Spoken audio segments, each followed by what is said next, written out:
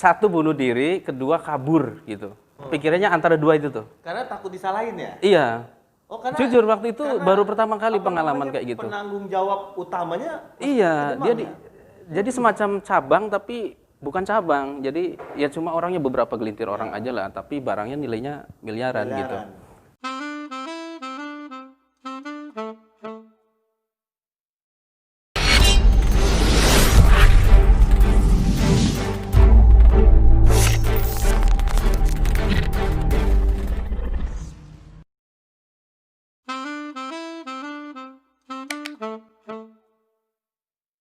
Ya, halo follower dari Kang Arul. Ya, udah banyak followernya Kang ya. Nama saya Huda, saya biasa dipanggil Ki Demang sama teman-teman, termasuk Kang Arul juga gitu. Terus apa lagi ya? Saya kenalin diri apa lagi Kang? Kenapa disebut Kedemang? Nah, gitu kan. Nama kan bagus tuh, Huda. Ya, dulu tuh apa ya? Kenal Kang Arul kan di blogger ya, komunitas blogger. Waktu itu tahun 2011 itu saya kenal satu blogger, terus kemudian kenal dulu tuh waktu backpackeran kalau nggak salah, traveling ya. Salah satu blogger kemudian dia cukup menginspirasi di waktu perjalanan tuh bilang, kenapa kita jalan-jalan nggak ditulis aja gitu. Habis itu kita kan unik nih backpacker. Biasanya pergi ke tempat-tempat yang belum orang tahu tapi unik gitu. Ya. Akhirnya kita berdua tuh ya udah ayo kita tulis lah, saya tertarik nih gitu. Akhirnya nyebur jadi blogger. Iya, itu pun nggak sengaja sih sebenarnya. Ternyata di dalamnya tuh bagus tuh komunitasnya tuh, ada sharing, ada banyak ilmunya lah. Yes. Kenal Kang Arul pun pas di situ kebetulan. Nah, masa kecilnya di mana nih? Saya kecil di kampung 18 tahun ya, selama di kampung di Tegal, Jawa Tengah. Tegal, Jawa Tengah. 18 tahun di sana sih, 18 tahun aja sih. Habis itu memang tekadnya mau ngerantau gitu. Tadinya ngerantau niatnya mau itu aja, mau cari modal aja sih sebenarnya. Planning dari Tegal pergi merantau Jakarta cari modal, balik lagi ke Tegal. Balik lagi pengennya tadinya. Kan sempat ditulis tuh, biasanya kan anak-anak SMA atau selevel SMA lah. Biasanya kan suka ditulis tuh ya. Ditulis pengennya begini. Biasa tuh bikin planning 5 tahunan, 10 tahunan gitu kan. Iseng-iseng aja nulis gitu, pengennya umur sekian tuh mau begini gitu. Oh, gitu ya, ada cita-cita. Iya. Pas ngerantau udah keenakan. Akhirnya ya udah jadi orang sini. Ya udah nerima takdir aja. Teman sekerja? Enggak, teman backpacker juga. Wes, teman backpacker. Kita ketemu di mana? Jadi kita kan biasa backpackeran tuh gini ya, lewat komunitas di Facebook tuh. Ada tempat yang bagus di sini gitu kan. Langsung mengunjungi situ gitu. Iya, yuk yang mau ke sana siapa? Ada yang punya itin nggak nih? Ditulis kan, budgetnya berapa, sharing cost berapa gitu kan. Saya ikut kelompok A, cowok-cowok tuh banyakan tuh ya. Istri ikut kelompok B. Habis itu kita di sana baru kenalan tuh. Ya udah di situ. Cintanya backpackeran. Hai. Cintanya backpackeran. Saya kebetulan kan tekadnya itu ngerantau itu mau kuliah sebenarnya. Sebenarnya kuliah pun nggak pengen di rumah pakai yang di rumah lah biaya orang tua ya, karena udah tekad gitu ya. Akhirnya ngerantau ya harus sambil kuliah gitu. Lulusnya baru kemarin sih, nggak lama, baru 2015. Kuliah dari tahun, malu jadi saya ngomong nih, dari tahun 2003. 2015. Tapi sendiri kan sambil kerja. Ya sambil kerja. Jadi kerjanya ngapain kalau boleh tahu? Nggak tahu kenapa dari awal itu jebur ke logistik, habis itu kesininya dapat panggilan logistik, terus mungkin ini jalan saya kali. Bisa jadi. Karena kuliah putus ya, habis itu cuti lah gitu. Nggak dapat kerjaan kan cuti. Antar kuliahnya juga cuti tuh, karena nggak dapat duit kan. Habis itu nyari kerjaan, dapat lagi, kuliah lagi. Gitu, lanjutin sampai akhirnya berapa tahun ya? Lama, 10 tahun lebih lah. 10 tahun baru menyelesaikan teknik baru lulus. Nggak merasa passion saya kan dan pekerjaan saya kan logistik nih. Nggak merasa udahlah gue nggak mau nerusin kuliah elektronya gitu. Dulu sempat. Sempat punya perasaan kayak gitu. Dulu. Jadi ceritanya pas itu lagi skripsi ya, lagi skripsi, habis itu dapat tawaran tuh project gitu, project. Tadinya kan saya level admin lah ya, Admin. habis itu ada project jadi supervisor nih. Wih, Di mana? Tapi di Bali gitu. Oke, di Bali. Habis itu di Bali, saya pikir gini, saya kan bidangnya ini udah logistik nih. Terus ini udah ada pekerjaan tetap lagi kan? Iya, udah, habis gitu itu udah mau skripsi, udah bisa sambil inilah pulang sebulan sekali lah Pulang gitu. sekali. Ambillah pekerjaan itu. Habis itu di sana ada problem. Logistik ngurus gudang, di situ barangnya selisih. Oke. Hampir 1 miliar waktu itu. Masa sih? Buset, saya tuh udah sampai selisihnya 1 miliar. itu secara data ya. Secara data, saya ya. juga nggak tahu karena saya pengalaman baru manage gudang gitu. Selisih segitu kan shock ya. Shock. Itu sampai ya udah saya mutusin kuliah berhenti. Oh. Saya untuk menyelesaikan masalah untuk itu. menyelesaikan ini gitu. Waktu itu mungkin apa ya bisa dibilang titik terendah hidup saya tuh di situ tuh waktu itu. Padahal enak udah di Bali, kemanapun bisa liburan gitu kan, betul. suka backpackeran ya. Iya.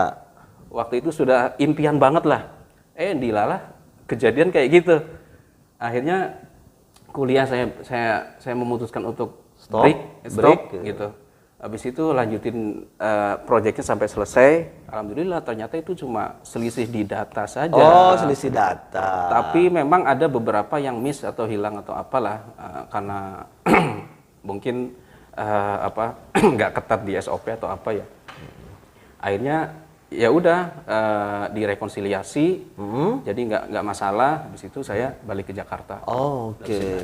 Wah, luar biasa ya tantangannya. Baru datang ke Bali, yang pikirannya mau liburan, Nggak kerja lah. gitu kan, kerja pagi.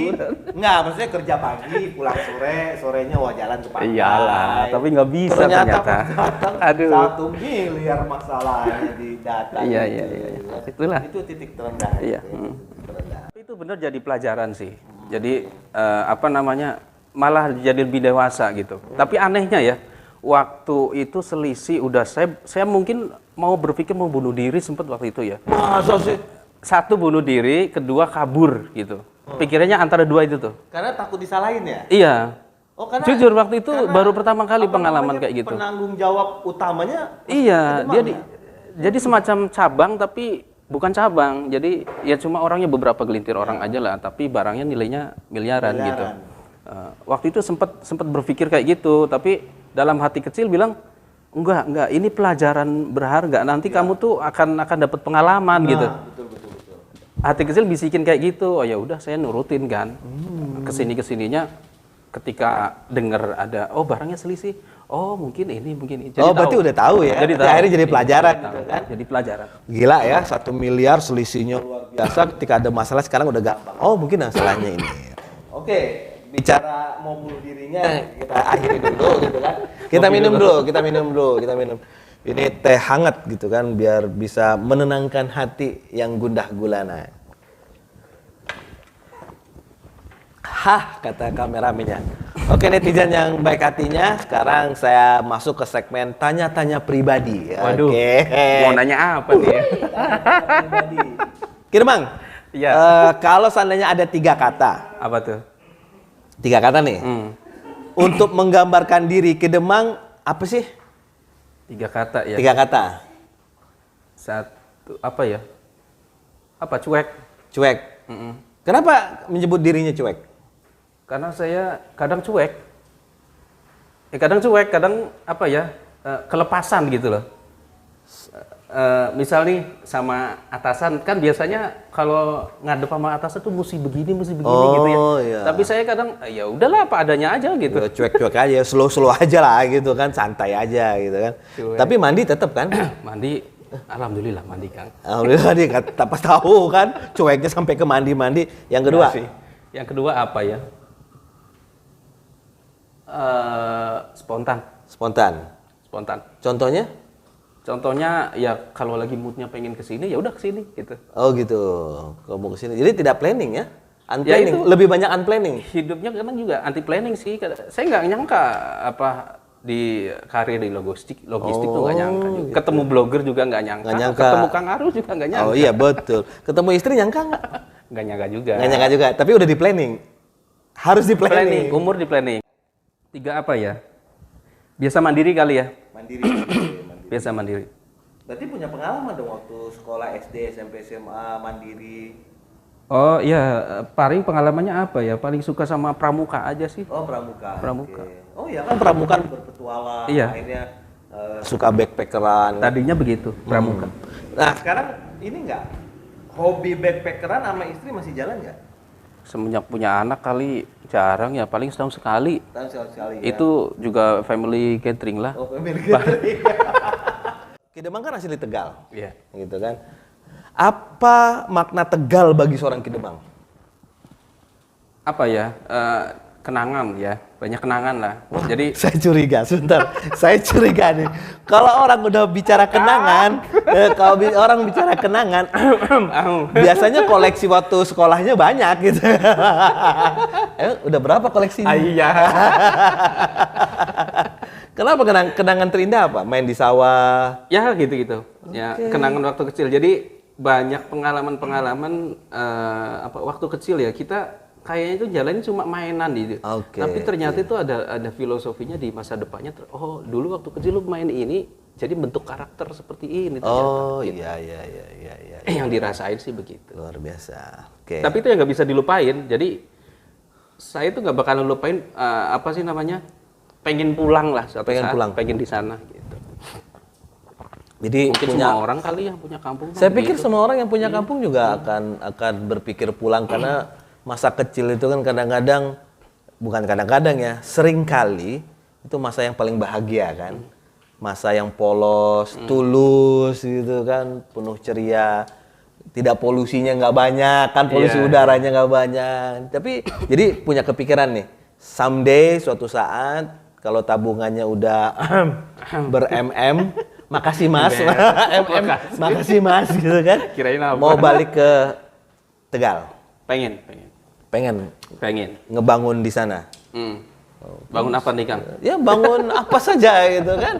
Kadang-kadang orang berpikir, oh udahlah, udah di ibu kota aja lah gitu kan, nggak usah lah balik-balik kampung gitu kan. Ya tapi balik tadi sih nggak terduga. Jadi kadang kan saya nyebur ke dunia logistik juga nggak terduga. Ini juga nggak terduga. Ya namanya planning ya punya rencana doang kan. Nanti kenyataannya ya pasrah aja jadinya mau di sini apa di sana sama aja. Let it flow saja lah, let it flow.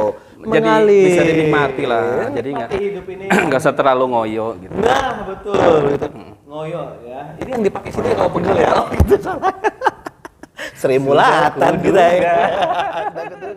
Ketika menghadapi titik terendah yang miss data 1 miliar itu, gitu kan? Selain ingin bunuh diri dan kabur, solusinya bagaimana?